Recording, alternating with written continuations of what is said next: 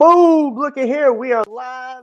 We're coming in effect. I got to tell you, it's been a minute since we've been on here. I mean, it's been like maybe like a month or something like that. It's been tough. It's been cold.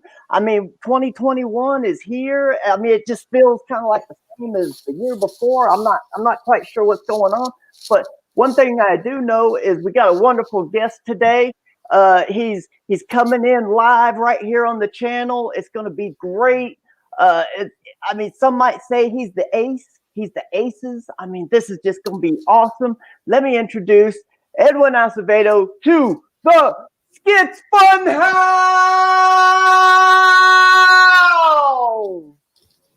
Woo! How's it going, Edwin? Boo! Get this guy out of here. Hello, everyone. I love that introduction. I need to get fired up. Let's get pumped up. Let's do a couple of push-ups. Let's run some laps. Let's go. We're ready. That's what I was saying, before we got started. I was like, man, I feel like I'm missing something. It feels, when we do this show, I like to kind of bring the power, bring the hype. It's like break the tension. We were talking about that movie Summer School a little bit earlier. I was like, man, like Bobcat Goldthwait in there where we just start screaming, wah! Tension breaker had to be done. That's the way I like to start the show. It's just like, bam, get your juices pumping and flowing and excitement. I'm sitting here standing. I mean, I can do some squats right now while I'm doing this. Like, let's do it. All right, man, let's go. Get pumped up, get intense, and most importantly, back the ace live on Indiegogo. That's right. I mean, that's what we're here to talk about today. But before we get to that, most people, they want to know is how are you doing, man? What's going on in your life? Where are you at? How's life treating you? I know you must be like, just in the midst of, because you just launched yesterday. So tell people how you're doing, man. I'm doing great, man. I've been seeing the support. People have backed the campaign. It's doing well. A little over 24 hours launched, and I appreciate everybody who's backed, everybody who's shared the campaign, man. And now we're just on the march to try and get this thing funded, man. So I'm doing good, man. It's been a lot of hard work, a long time coming, but it's finally here, man. I can breathe a little bit, Yeah, definitely. It's one of those things, we were talking about this a little earlier. It's just like, man, the first day or two, you're just like going through the motions. It's like, and you're trying to get on each show and bring as much energy as you possibly can, and that's the hard thing, always feeling like you can put forth your best effort 100%, all that energy every time, especially, I mean, you don't show your face, which is, fine. I don't care. But, if you're actually showing your face, you got to be animated. You got to show the psych and the pumpness, and I told you, I was like, man, I don't like sitting in a chair because when you sit in a chair, it just makes you kind of sit in one spot and it's kind of dull. And then you're just a talking head. So that's why, it's like, you got to stand, you got to get in front of it. You got to get right in the mic and go,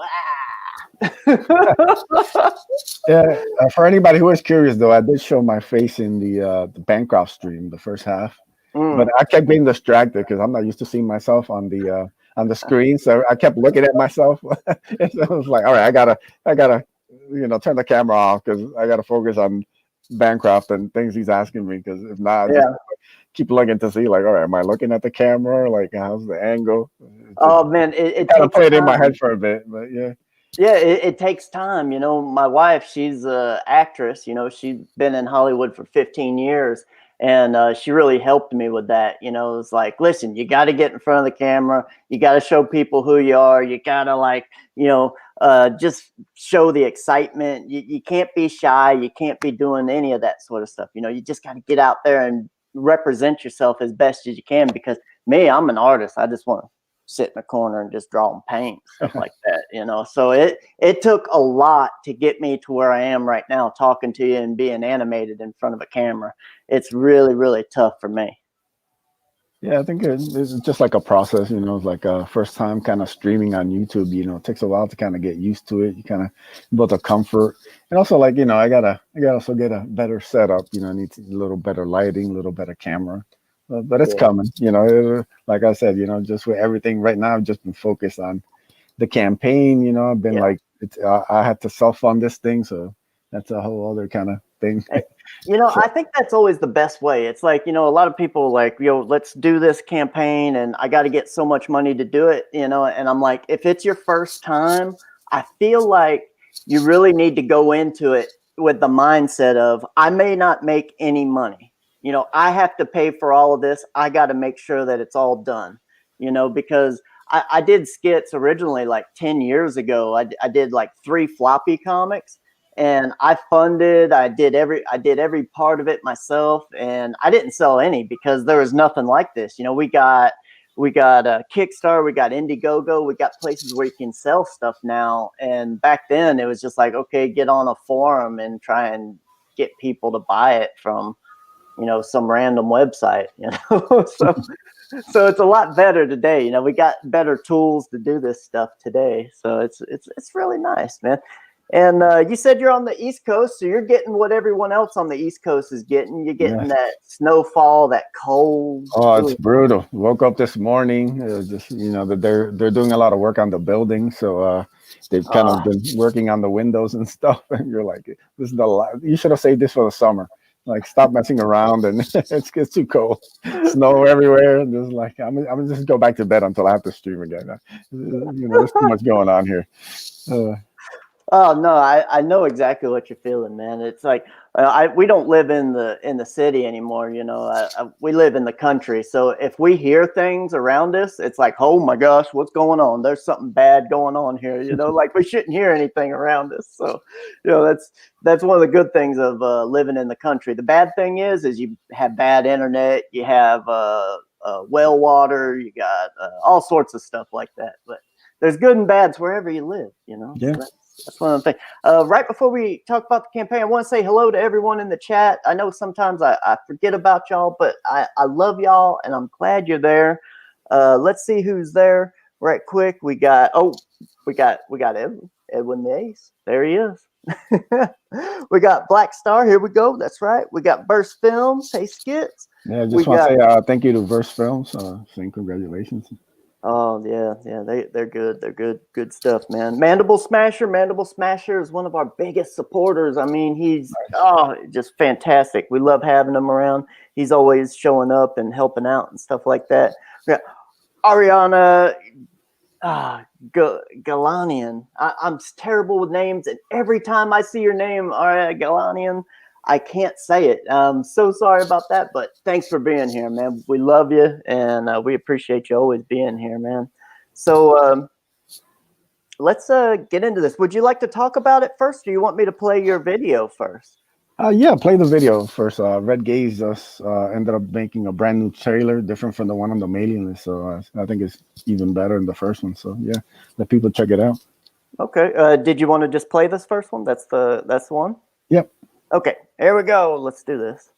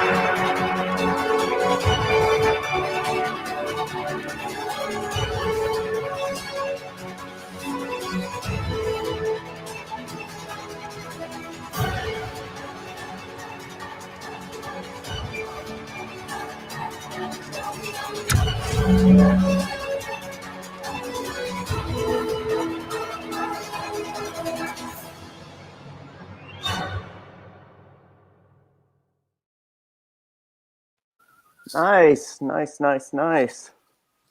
Hell yeah. That doesn't get you pumped up. I don't know what will. I know the thing that I really like is that you have just music. You know, that's what we did with ours. We were like, you know, we don't need a lot of talking over it. We just need, you know, some good music, some awesome music, and then bam, that's it. You know. So tell people a little bit more about the actual storyline and stuff like that, if you can. Yeah, so The Ace is a story about a young man, David Diaz. He just turned 21 years old. He's working a regular job. He just got out of college, and he's kind of trying to find what his purpose is going to be in life. You know, he's gone through some things, and now he feels like there's more out there for him than what he's currently living. So one day, as he's walking home from work, he sees this shooting star crash land in a park nearby, and he goes to kind of see the wreckage, and he finds an object there that gives him the ability to transform into this armored being that he calls the Ace. And the story takes place 6 months after he has found the armor. He's kind of been laying low, you know, stopping petty crime and stuff, just kind of figuring stuff out. And then, you know, one day Akula, the shark bounty hunter guy, shows up at his door, and he wants the armor. He's there to take it by force. So he has to kind of defend himself. And that's kind of what the first issue is about.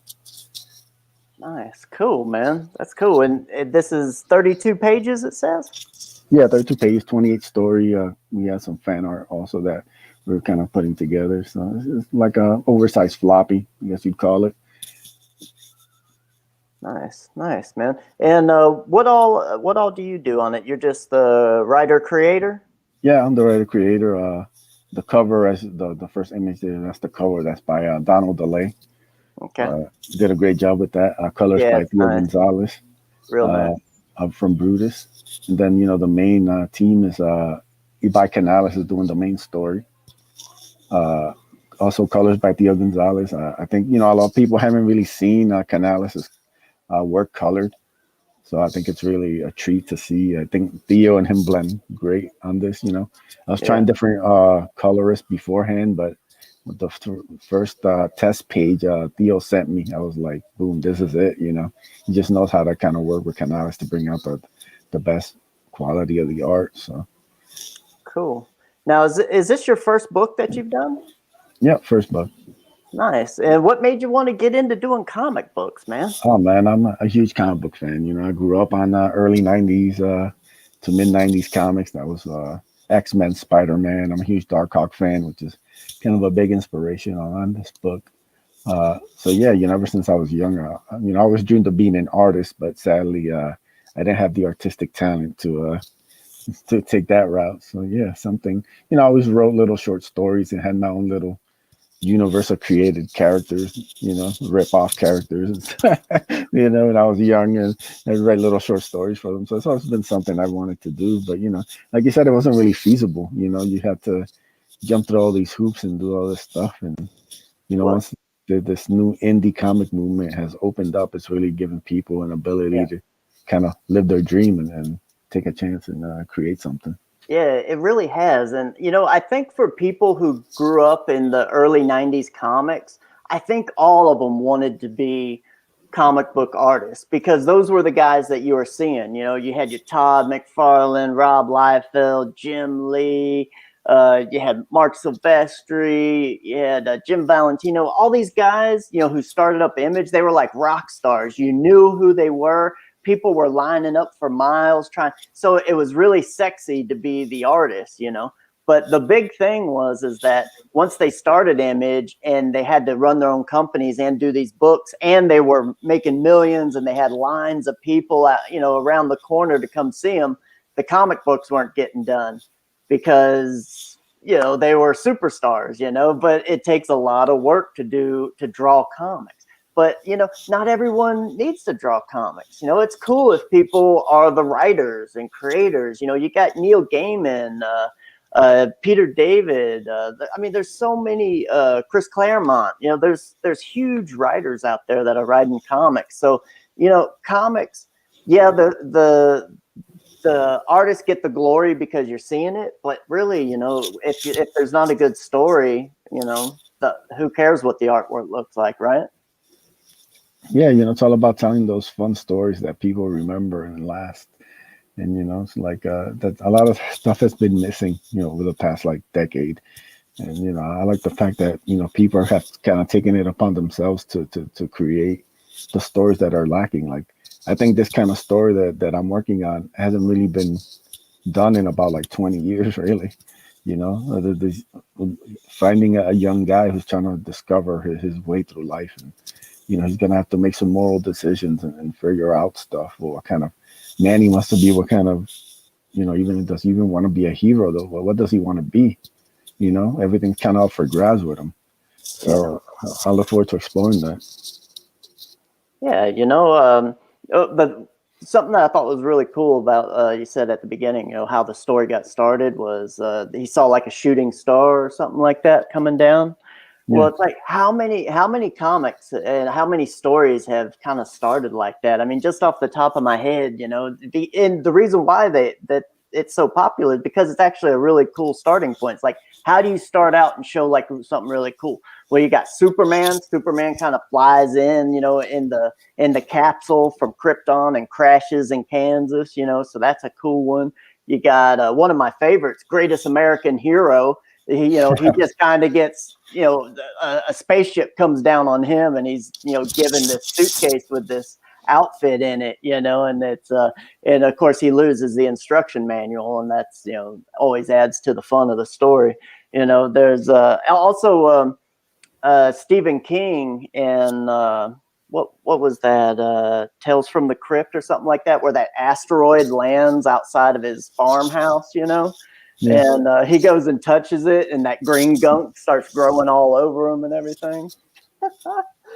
I love that. And also, you said like your book was from like it was kind of like an older story, like this type of stuff isn't done anymore. Well, if you think about it, Todd McFarlane said the same thing, about Spawn. He was like, well, my guy has a mask and a cape, and that wasn't cool in the early '90s, but he had, he worked on it in the late '70s, when masks and capes were everything. So it's like, it's always good to kind of look back 10, 20 years and see what you can bring back in today and see what's going on. So I really like that about your story. Yeah, man. Thanks. Yeah, I said there's been a work in progress, and I was doing kind of some math in my head, trying to figure out how long this has been in process. But it's been close to like a year and a half now. So I've Nice. been working on the story and getting everything done. So Nice. good Yeah. to finally share it with people. This right here, it kind of like it gives me Mandalorian vibes, but at the same time, it definitely has that Darkhawk type vibe or something like that. Yeah, it's like I said, Dark Talk's like a big inspiration. I think the first 25 issues of that run were pretty incredible. You never, even back then, you never even got to see stuff like that. Yeah. The character Chris Powell discovering this amulet, and then him trying to figure out what kind of man he wants to be, what kind of hero he wants to be. Does he want to be Spider-Man? Does he want to be Punisher? Which way does he want to go?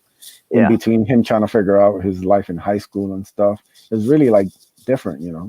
Things hadn't been done like that since probably the original Spider-Man.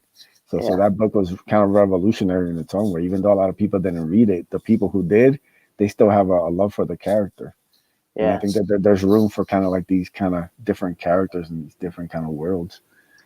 Yeah, and also like stories where you definitely get the whole hero's arc with them. I mean, I don't know if there is a story that doesn't have that in superhero comics, but one thing I don't like that they're doing in comics nowadays is like, you have this whole story arc of comics for like decades, and then all of a sudden they just bring them back and they start them over at different points and stuff like that.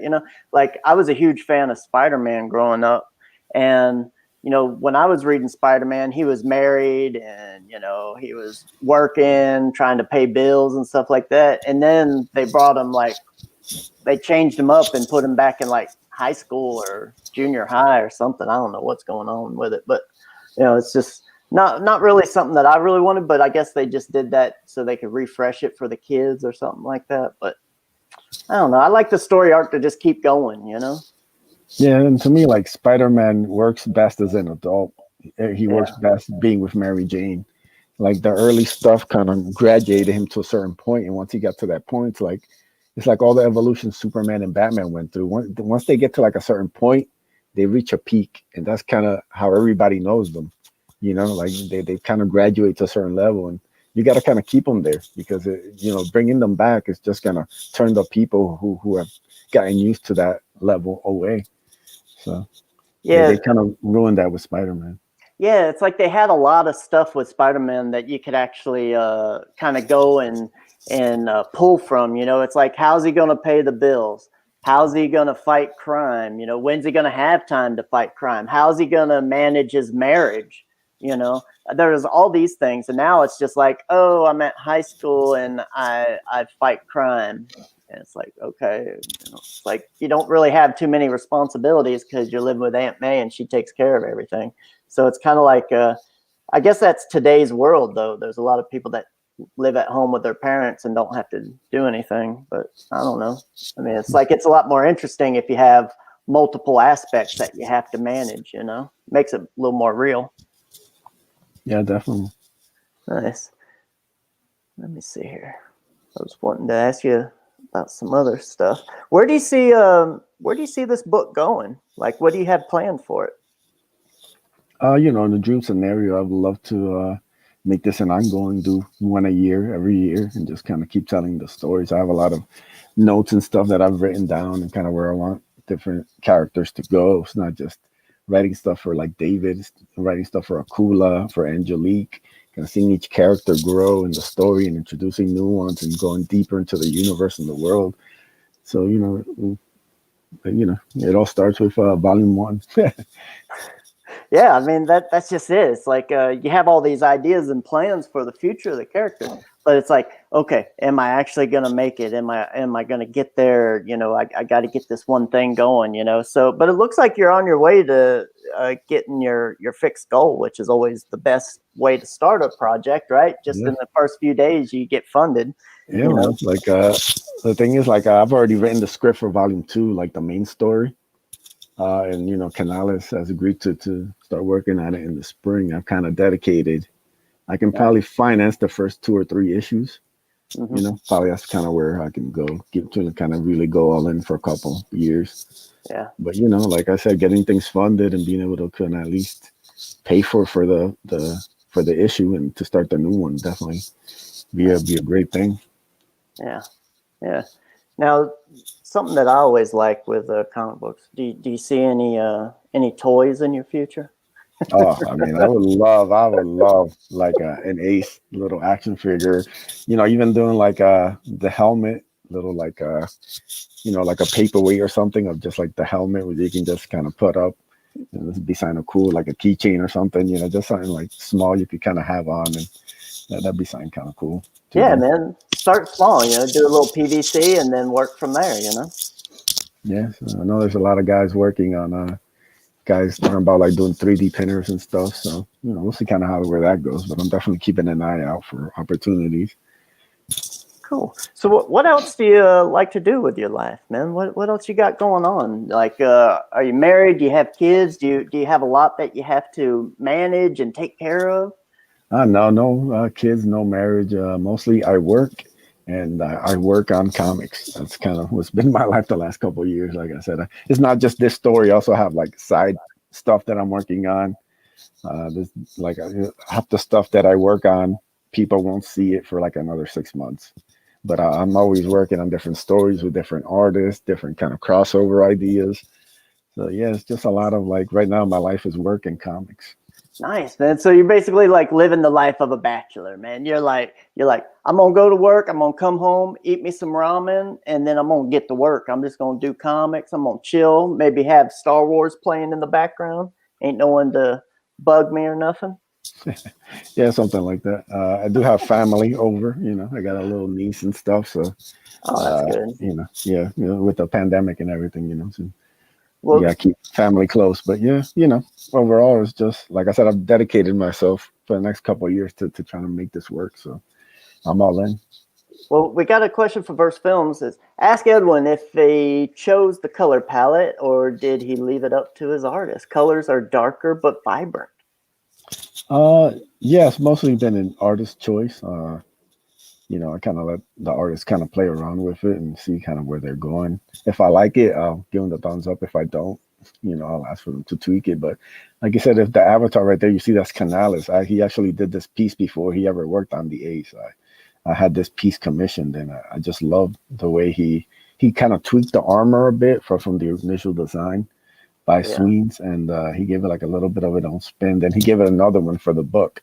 So I kind of like that the evolutions has gone through. But yeah, the color scheme really kind of got set with Canales once he did this piece. It just kind of felt right. Nice, man. That's really cool. So does your niece know that you do comic books? Oh, she's like 2, so That's awesome, man. So she's all into it. she's like I said, she's just running around right now. She's in her coloring anything she can get her hands on stage. So you hand her like a crayon, and she'll just go nuts on like coloring book or the wall. So yeah, What you need to do is you need to put out like some pages that aren't colored and give them to her and have her color the comic book for you, man. yeah, I'm That'd be waiting fun. for. Yeah, I'm actually waiting for Passion for Drawing to come out with his new coloring book. He's gonna have one for kids, so I can just give that to her so she can go nuts on it. See, I like stuff like that. Like when I was a kid, I colored. I think I had like Mickey Mouse or something like that. It's like I wanted like Spider-Man and Incredible Hulk and those types of things. And for some reason, I just never had that. I know they probably had them in the late 70s, early 80s, but I just I never had them. So it's like I always think it'd be really cool to for people to put out their comics as just black and white so kids can color them.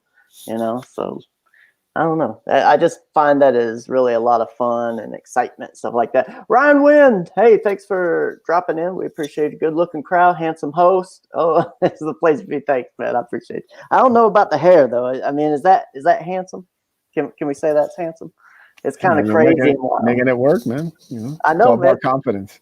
Yeah, exactly, man. It's almost like a flock of seagulls or something. I don't know what's going on with it right now, but hey, we're just glad that you're here. We enjoy you being here, and thanks for dropping in. And also, go buy this book, The Ace Volume 1. That's what we're here to pump. We're here to pimp this thing, get it out there in the world, man.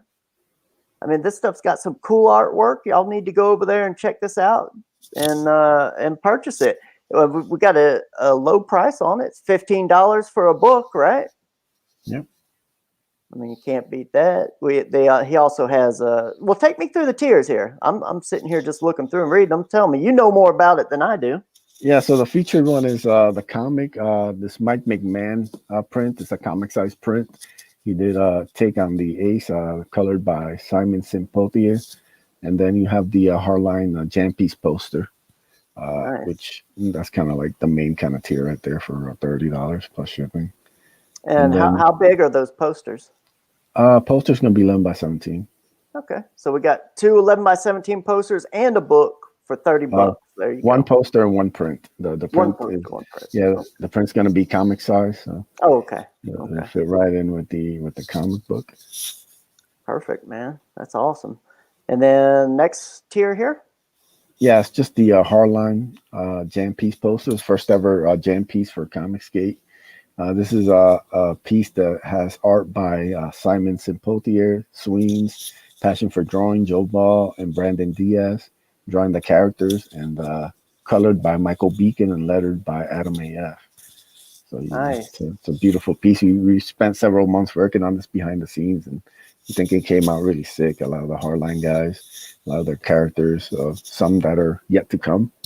Just doing a little fun group shot, Yeah, I think it's awesome. Piece of art. Yeah. Now, why didn't you ask me if I wanted to be in it? I'd like to have been in it. Hey, there's future pieces coming, All right. Next time, maybe. I appreciate you. That's awesome, though. I love jam pieces, man. I mean, that's just awesome when you get a bunch of people doing their characters all in a piece. I love that sort of stuff, man. Yeah, so you have like the regular, just the comic book, and then you have the comic book plus the print right below that for 20. Yep. You have the PDF. It is pricier than normal.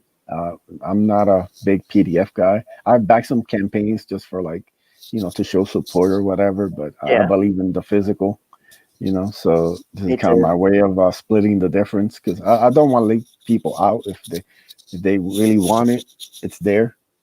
But I do want to push for the physical, and the difference, especially for like US, isn't the difference is $5 really. So Yeah, that's one of those things. It's like if you're gonna get digital, yeah, I've never really sure like where to go pricing wise. Should it be cheaper, but then it undervalues the physical yeah, copy, because it kind of gives people like an excuse to kind of not back the book. Yeah, So it's like, like I get why people do it, and like everybody's got to run their own campaign, so I'm not gonna judge nobody. But I just yeah. thought, like, we're trying this out. We'll see how it goes. Well, We do see, have one. Yeah, another part about that though is like I hear from a few people, they're like, oh, you got to do a PDF, you got to have a digital copy for people. It's really big. I get a lot of sales from it, and then I go look at their campaign. They might have like 5 or 10 sales, and I'm like, okay. I mean, there's a lot that goes into having to send those PDFs out to people, and and you only sell 5 or 10. I don't know, but hey, I'm always interested in finding new things and just seeing how it works for other people, because that's how we put our campaign together, was just paying attention to what other people were doing. So I mean, sometimes you just gotta roll with it and see what happens. yeah. I think that's the thing about a lot of these campaigns. Nobody has the answer 100%, so people try different things and kind of see where it goes. Well, I think Ethan's got the answer. I mean, he's doing pretty good. Mm. All right, so next one, sketch Yes, card. yeah. There's actually three of these. Two have sold Nice. out. So this is the last one by Michael Beacon. Very talented artist. A lot of people mostly know him as the writer for Seven Legions, but he's been really working hard on his art, and I think the next couple years he's gonna really blow up. So go get that last sketch card. You can say you have a little piece of original art Nice. by Beacon. Nice. Now, was your book done digitally or was it done traditional on paper? Uh, Most the Canala stuff was done traditional. The backup story and the origin story were both done digitally. So, does he sell any of his pages? Yeah, it's actually he actually shipped them over to me. It's just a matter of the postal service decides to you know send them here anytime soon. So if I'm able to get the pages, I will offer the pages on the campaign. But we'll see how that goes.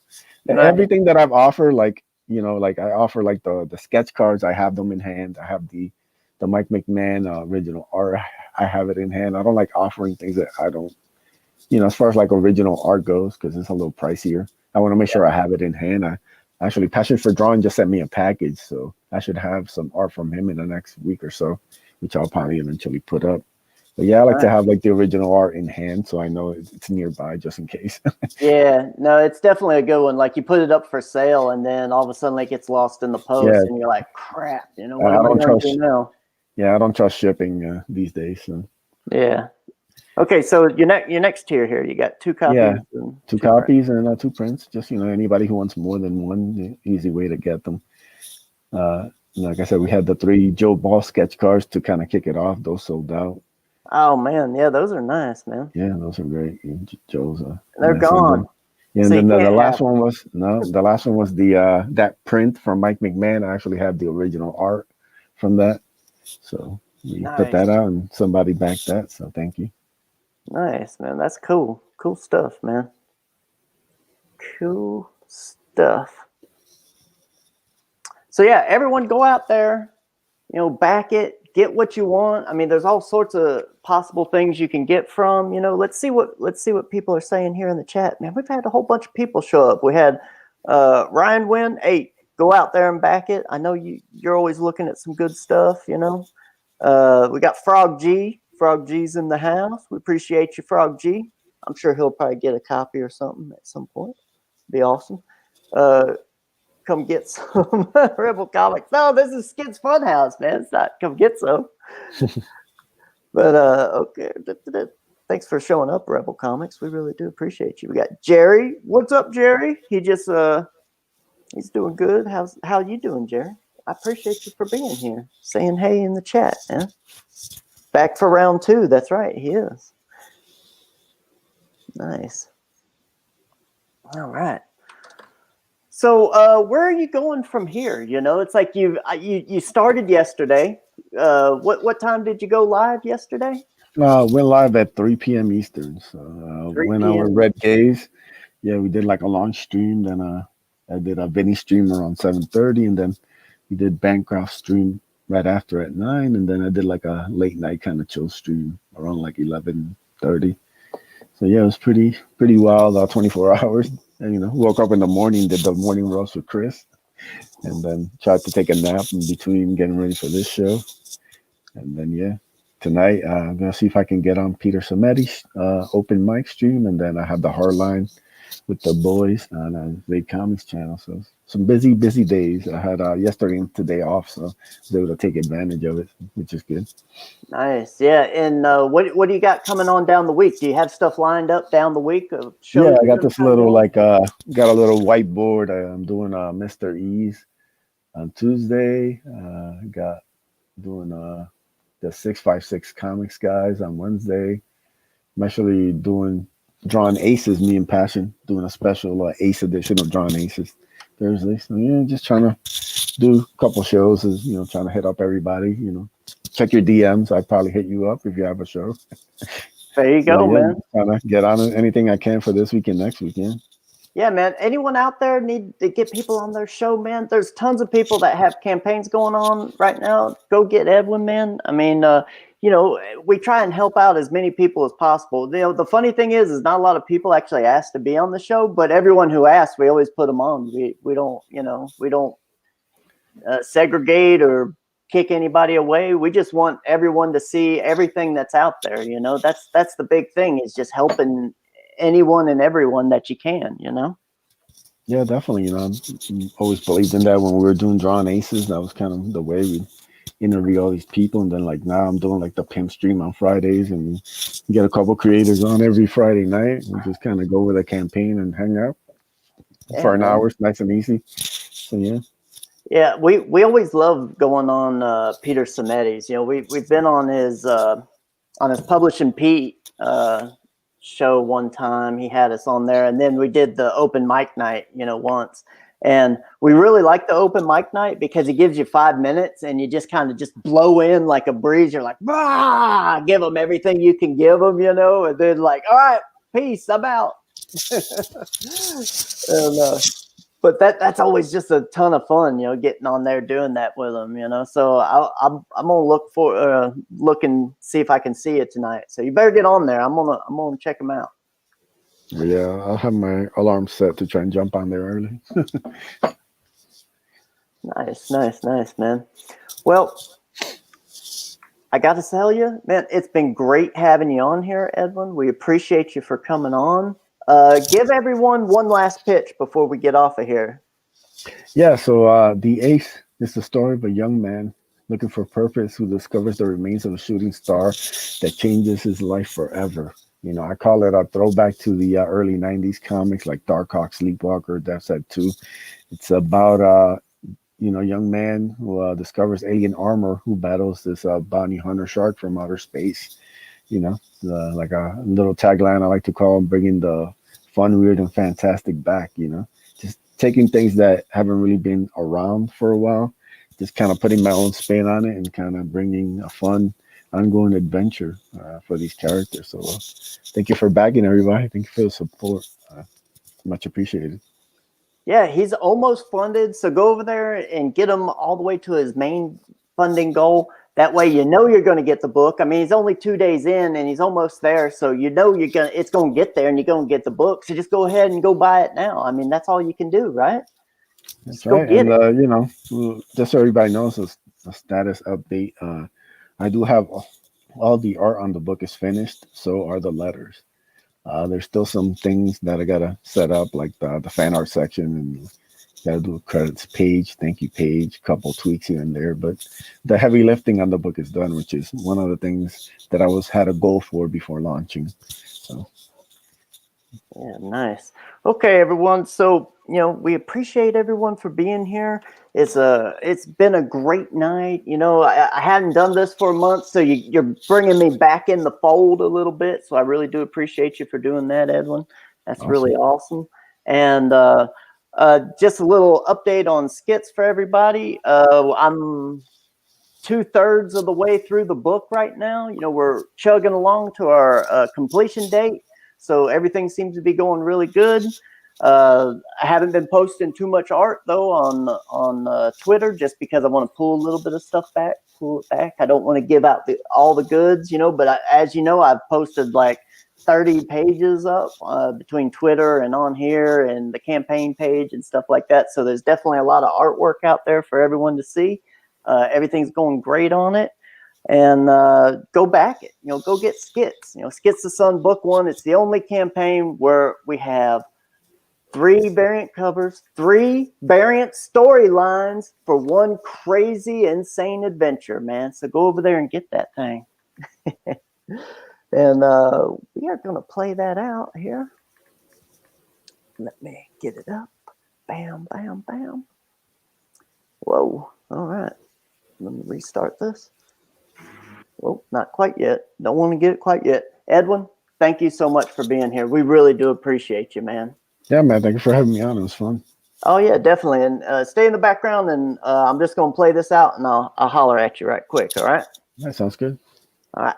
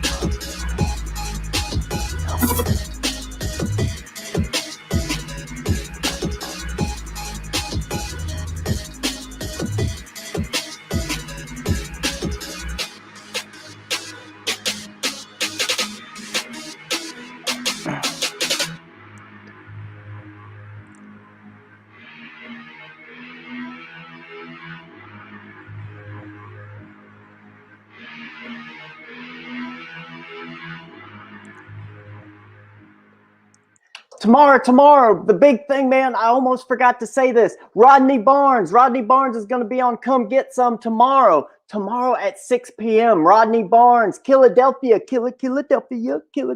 Man, it's going to be awesome, man. Rodney Barnes. Just come on over here and check it out tomorrow. Boom! That's right, man.